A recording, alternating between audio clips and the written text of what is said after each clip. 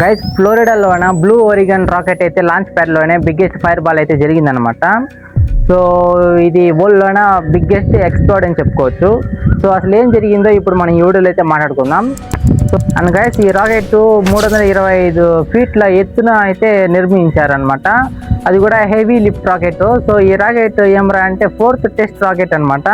So ఈ రాకెట్లో వచ్చి Amazon Leo satellite అయితే క్యారీ అయితే చేస్తుంది. సో చిన్న ఫైర్ బాల్ వల్ల ఏదైతే ఆ రాకెట్లో ఉన్న ఫ్యూల్ ట్యాంక్ ఉంటుందో, సో ఆ ఫ్యూల్ ట్యాంక్ అయితే ఫైర్ బాల్ తగిలి టోటల్ రాకెట్ మొత్తం బ్లాస్ట్ అయిపోయింది. సో ఈ బ్లాస్ట్ వల్ల టోటల్ రాకెట్ మొత్తం ఫుల్ డ్యామేజ్ అయితే అయిందనమాట. సో ఈ డ్యామేజ్ వల్ల లిటరల్లీ అందరూ అయితే షాక్ అయిపోయారు. అండ్ గైస్, ఈ ఇన్సిడెంట్ వల్ల ఎవరికైతే ఏ ప్రాణ నష్టం జరగలేదనమాట. అందరూ సేఫ్గా అయితే ఉన్నారు.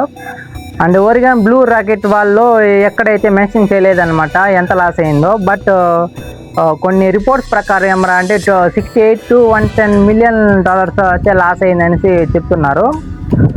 అండ్ అదేవిధంగా రీసెంట్గా ఇదే ఇన్సిడెంట్ అయితే లాస్ట్ మంత్ May 22 అయితే జరిగిందనమాట. సో ఇది వచ్చి స్పేస్ ఎక్స్ అయితే రాకెట్ అనమాట. ఇది హెవీ బూస్టర్ రాకెట్ అని చెప్పుకోవచ్చు. అండ్ ఈ రాకెట్ వచ్చి స్పేస్లోకి అయితే వెళ్ళి మళ్ళీ రిటర్న్ అయితే వచ్చిందనమాట. రిటర్న్ వచ్చేటప్పుడు ఇండియన్ ఓషన్లో వచ్చే క్రాష్ ల్యాండింగ్ అయితే జరిగింది.